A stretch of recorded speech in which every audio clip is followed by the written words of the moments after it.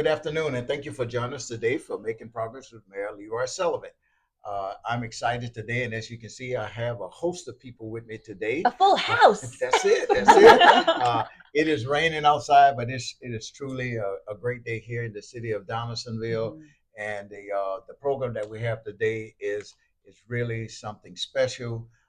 This is the last day of the month of April, but April is Organ Donor Month. And so we have Ms. Laura Steele and Ms. Nakisha Guillory here. They're going to talk to us about becoming a donor and what it means and all of the lives that is saved.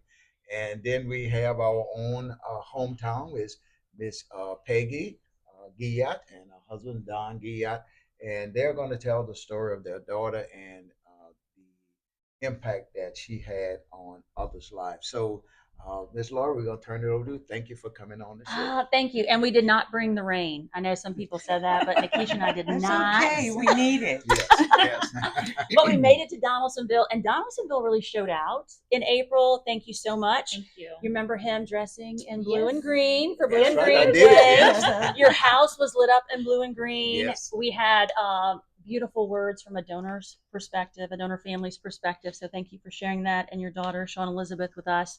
We had Tamikio Francis, who shared from a recipient's perspective. And that's what April is all about, spreading organ, eye, and tissue donation awareness. Our goal is to spur those positive conversations, and we couldn't do that without our friends, our families, administrations like Mayor Sullivan's, who continue to open their doors to answer our calls and to invite us in, which is incredible. Because of that, Nikisha has some numbers to share about LOPA and the impact that together we are making right here in Louisiana. So let's listen.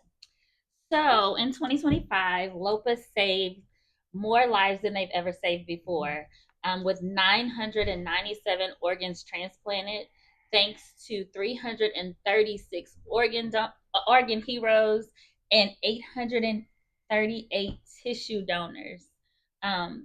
It helped us address our goal in pursuit of making life happen. And so we thank you so much for those gifts and helping us meet or will exceed the goals. So, and those are numbers. LOPA stats, but we couldn't do it without you guys. We couldn't do it without our families, our volunteers, who work tirelessly during April and all year round. And we're talking about the whole Donate Life Louisiana family. So LOPA, the OMVs, administrations like yours, Mayor, thank you so much. You lead the way, and we thank you for that every year. One of the reasons that we work so hard is because we are honoring these heroes who have saved lives through organ, eye, and tissue donation. Some of you here may know about Miss Peggy's journey with transplantation and her husband, Mr. Don. They are big voices here in Donaldsonville and also around the country when it comes to honoring heroes. Sean Elizabeth was their daughter, their only daughter, their hero. She's talked to national audiences. She lost Sean over 30 years ago, and you, Mr. Don, as well. And they continue to share their daughter with us, her story, so that really that emotional impact, people listen and they really think about donation and maybe turn to action and sign up to be an organ, eye, and tissue donor. You can do that at the OMV. That's where most people do it. Or you can do it at lopa.org. It's really easy. LA Wallet. If you go to get your hunting and fishing license, we're in Sportsman's Paradise. You can do it there on the health app on your phone. So in 2026, we've really come around to try to make it as easy as possible. But again, our mission remains the same, making life happen, and we couldn't do that without our families. So Miss Peggy, you've been a longtime volunteer, and Mr. Don, we're going to ask you to speak as well, sir. But can you tell us about Sean Elizabeth? Let us know a little bit about her, for those who haven't heard that story, and then why you continue to do it all these years later. Thank you, Laurie, for this opportunity. I always appreciate being able to share Sean's story. She was such a blessing to us, and I want to thank God for giving her to us and allowing us to share 15 years with her. Because of Sean, we feel that there's more of a purpose for us in life to help share donor awareness.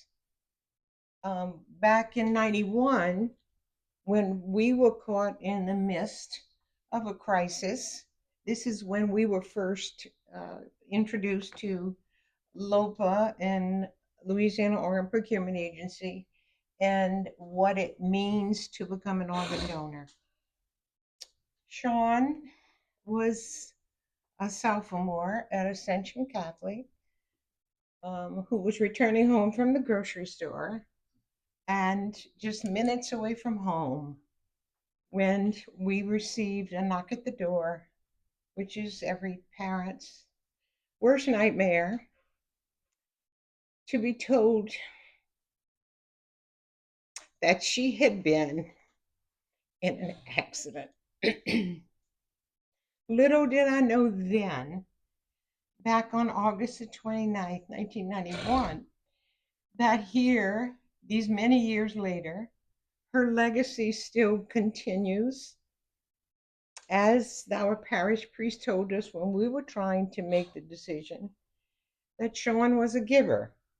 And although we had never discussed organ donation, we felt influenced by her and wanted to do what we are called to do, which is all life belongs to God, and we are called to share it.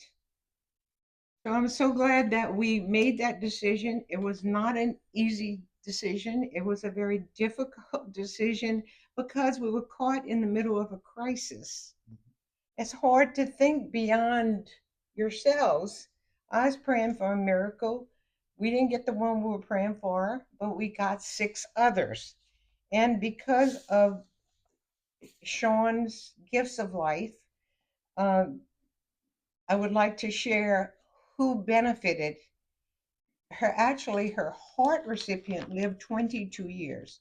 He was the only one that we heard back from, but he was, to me, the most important because everything comes from the heart. Um, he was 58 years old. He hesitated when his call came as to whether or not he should benefit from someone else's terrible loss. But he said he loved his wife and he loved his son, so he wanted to live. And so he did. And we first met them, I think, 13 years afterwards. It took that long. And his wife was a regular Lucille Ball. She comes in with a beautiful crystal mantel clock, and written on it was for the time given. So the clock and time given. I thought that was pretty cool. The other recipients we did not hear from, but LOPA let us know that Sean's left kidney and pancreas went to a 24-year-old single gentleman. Sean's right kidney went to a 37-year-old school teacher, mother of 3. Sean's liver went to a 42-year-old registered nurse, mother of 2. Her corneas were successfully recovered and transplanted into 2 people who will now be able to see. Her lungs were recovered for research and sent to the International Institute for the Advancement of Medicine. What a beautiful legacy. She continues. Her spirit is still with us. It'll never leave. I believe that we're all connected, and I think that we're influenced by others. It was not an easy decision, as I said previously, and it was only through God's amazing grace that I was able to get on board and say yes. Another thought that I want to share is if someone else is on the fence about organ donation, one thing to think about is the golden rule. If we could have benefited from someone else's organ donation, we would have been praying for someone else to have found the courage to say yes.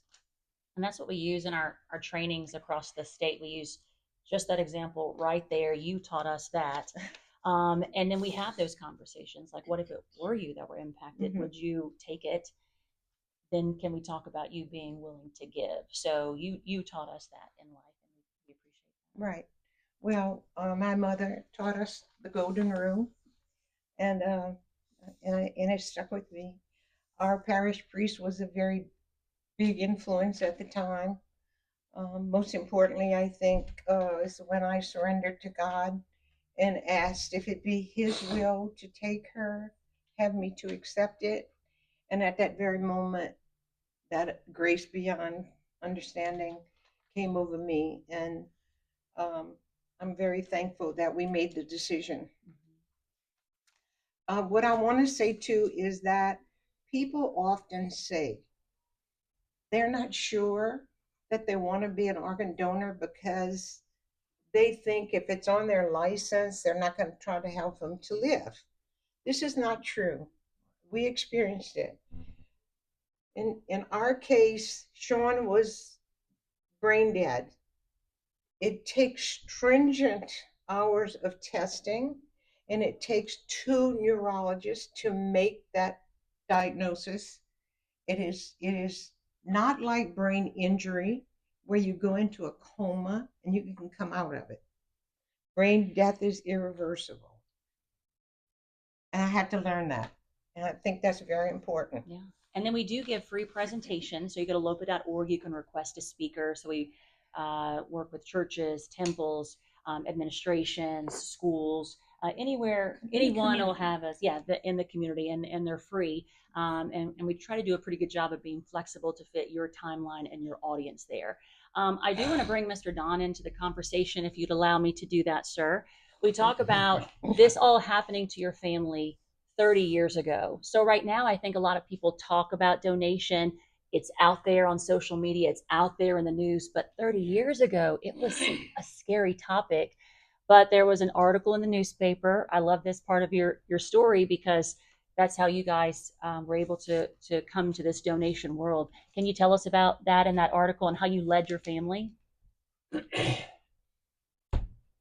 I had a job at the plant where I had time to do a lot of reading. Happened to pick up an article one day and read it. It was on organ donation. Did not think, I read the article, put it back down, did not think that it would ever come into my life, I guess you would say. I read the article, threw it down. In the middle of the night, when we had to make that donation, the organs, I think it was the good Lord, came into my mind.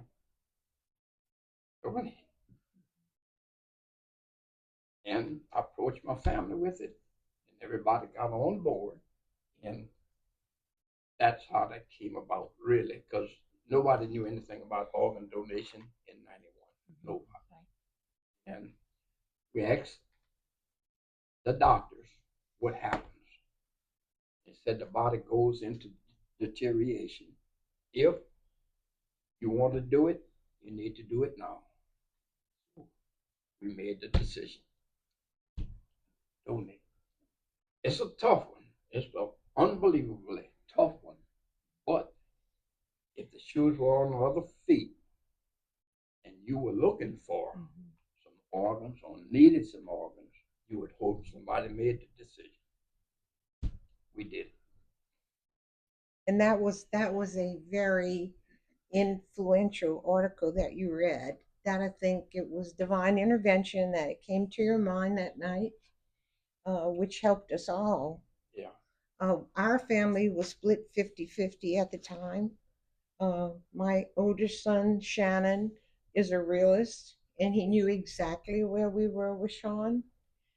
Our youngest son, Shane, was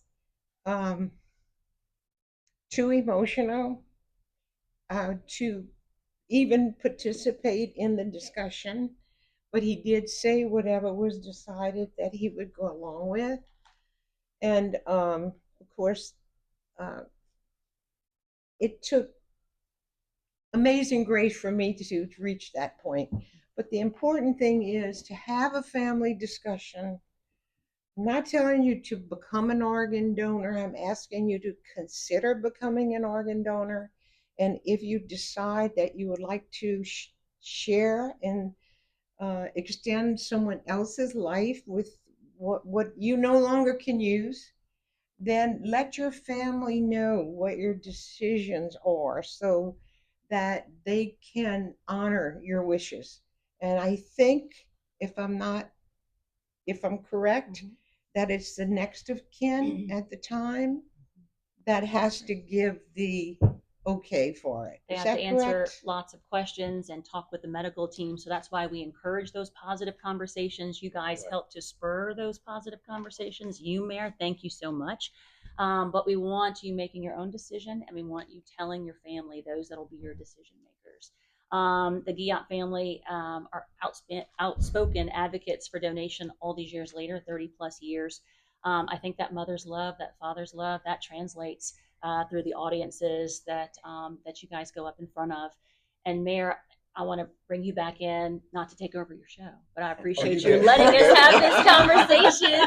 You do it every time. Thank you, Mayor. But to talk about donation, like I feel like you have been schooled on donation just from the community that you're in, and you know that your community is impacted. And we have, I know, across the state. But what does it mean to you? We know that we have this conversation, but you take it upon yourself to learn about it. You go the extra mile to dress up in that blue and green, to talk to your employees about it, to share with us. Why do you do it? Well, and from the very first time of hearing Peggy and Don's story, their journey, and the impact that it had on their lives, and the impact that their daughter made on others' lives, is very, very special. I heard Miss Peggy, talk, and it reminded me of John 3:16, where it says, "For God so loved the world, He gave His only begotten Son." Because of God's love, He gave to us. And because of Miss Peggy, Sadan, their families' love, they gave to others. And I know they say that the decision was tough, but I can only envision uh, their daughter, Sean, speaking through them, speaking through their spirit, and saying, uh, yes, do this. I love enough in order to give. Like Miss Peggy said, without she wasn't able to use anymore. She was willing to give it, and that's what spoke through their family. The vision was there, but then the right decision was made when it was all said and done, and that speaks volumes. Uh, why I do this, and I look at Don, who's supposed to be a tough guy, Yeah, but he is. You are, Mr. every time we do the show, you still see the emotions, Yeah. the effect Right. 30 years later that it has on them. But then as they continue to talk, you see the joy, the excitement of knowing that other lives continued because of the gift that Sean was able to give to so many others. And so uh, I know she said that the priest played a great part in it, and that's what we're supposed to lean on those spiritual leaders and on our own spiritual being in order to make the right decisions. When it comes to things like that, it's very hard. Um, as I think about my younger sister died at the age of 32 from cancer, and I remember being at the hospital and they were saying that cancer spread to her brain and they could drill a hole to relieve the pressure. And if she survived, she could be a vegetable. If they did the procedure, it might extend her life uh, 10 days longer.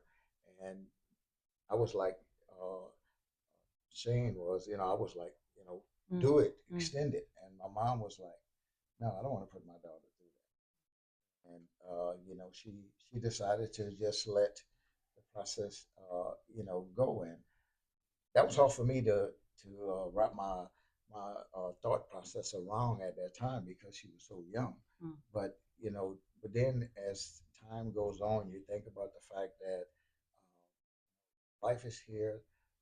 Life is for us to live. We all have an appointed time to live and an appointed time to die. But we also have the task of why we're here to make a difference in others' lives in order to give and to show love.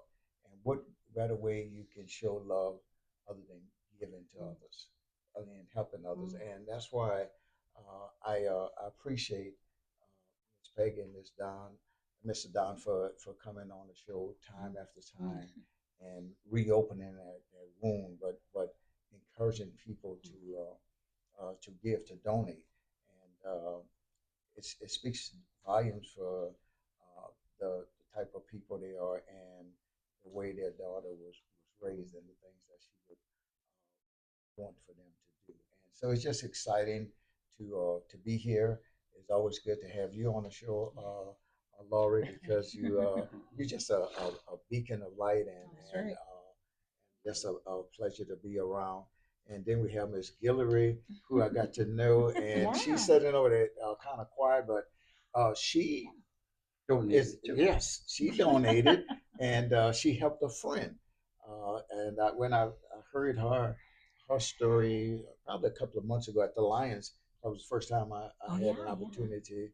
And y'all to had something meet. at the hospital too, huh? Yes, and Like then at the Ascension. Yeah, hospital, we can yes. mention them because they're great partners too. Yes, yes. So, and she talked about it. I was like, wow, that was amazing. So it wasn't a family member that she donated to, and it's completely the opposite side of the spectrum from Miss Peggy's decision because their daughter was transitioning. Mhm. But here, Miss Guillory, uh, healthy, wealthy, and live, and had to make the decision to help, Yeah. to show love, to spread that love by giving, and that speaks volume for itself. So, Thank you. so tell us a little bit about your story. Yes. Thank you, Mayor. This is great.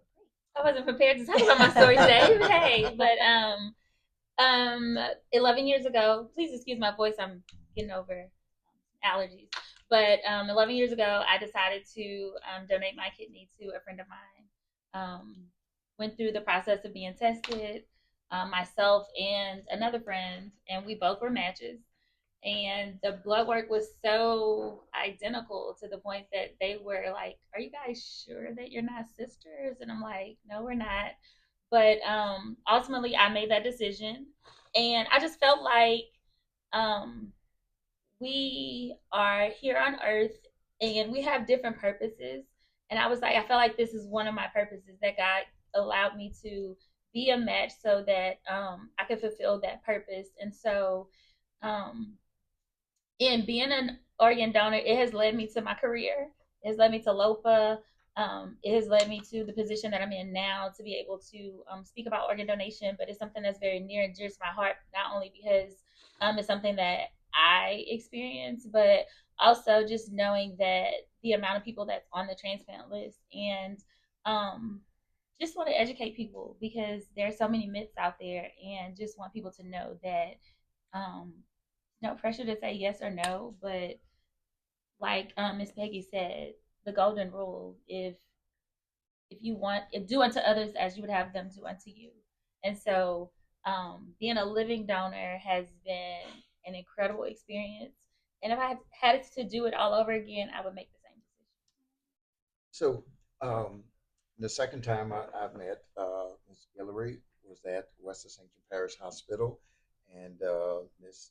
Tamikio Francis Garrison was there to speak, and Tamikio received a kidney from her brother, Bernard Jr., and it's just the two of them, right? Mhm. And so Bernard had to make a decision like you did to give his sister a kidney, and it was so amazing just listening to their story, Mhm.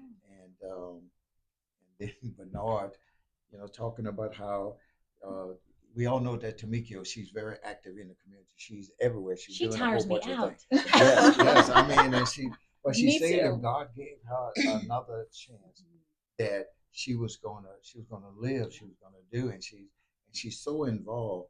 And Bernard got up and he said the only reason she's doing all that because she got a male kidney. So I don't know. you know, but it was just so amazing that they're it's sort of like there's like two kids, they're poking Yeah, at each yeah, other and all, yeah. but the love is there, and you Mhm. see how much they love and care for one another, and again, it just come back around to love, Mhm. and we can show love in so many different ways, and if we did, this whole world would be a lot better place. Yeah, Yes. amen. Yeah, Yes. I feel like you're preaching to me today. I like I'm a it. preacher too. Yeah. Yes, I feel it. I Yeah. feel it. But you mentioned the hospital. Yes. Can you tell us what's part of that hospital now? Oh, yes, these many years later, since 91, Sean's legacy continues. Recently, West Ascension Parish Hospital, known to most of us as Prevost, recently, I think a year ago, maybe had a memorial service in honor of Sean. And as a result of that, there is a plaque on the wall with her picture on it that tells her story briefly and encourages others, hopefully, to become organ donors, to at least consider it, to be aware of it. And so her story continues. Even though she's not physically with us, I feel like her spirit, like the mayor said. I feel that picture with her big smile. I feel her smiling. Yeah. I Right, have we're a talking joke about about her. that smile. Father Sheehy called it a disarming smile. And he tells a story about when he first met Sean, Father Sean Sheehy, except his is spelt differently. Mhm. And they had a little discussion about he was wrong when the spelling and she was right. And then that smile came across and he says, it's a disarming smile. Whether you agree or disagree, you give up because you know you're not going to win. Right. Did you have So- something, Mr. John? The only thing I would like to see is if you never thought about it, talk to your family, talk to your friends. If they're thinking about making that decision, you have already told them what to do and what to expect. So it would not be so hard if they decide to do it on that family member or whatever. And the decision has already been made. Hopefully, never happens. Never happens. And that's why we're in the community. So we, as community educators, our goal is to make sure that the community is hearing about donation before they have to, before they're in the hospital. That's not their first time hearing Right. about donation. So if they're hearing it in the community, we're talking about it, we're having a conversation. It's hard conversations, but it's conversations that we must have in order to save these 100,000 people that's on the list. And so, like our CEO says, our job is not done until there's no one left on the list. And so that's our job. We need all the help we can get. Yes. So, Mayor, thank you, the Giots. Yes. Thank you for your years Thank you, Mayor. of service. Thank you. Thank you to Donaldson. Well, We we appreciate appreciate the opportunity, and we so love Donaldsonville. Donaldsonville was such a support to us, Yeah. and in so many different ways. And I say only in Donaldsonville. Yeah. She does. She said it's the best place to live. That's it. That's it. Don actually bought 2 lots across the river because he worked at Allied Chemical, but I think there was no way that I was leaving. It was intended for me to be here, and I thank God for His amazing grace. So is there anything else y'all want to say? So All right. LOPA.org, you can learn all the facts there. You can follow our social media pages to see what we've been doing in April. We hope that it just puts a little something on your heart, that you learn about it, talk about it. You talked about Nikisha's story. When we're out in the community, it's something to see because she does have a gift. And if people are scared to talk about donations, she says, let me tell you what happened to me. And she is a breath of fresh air.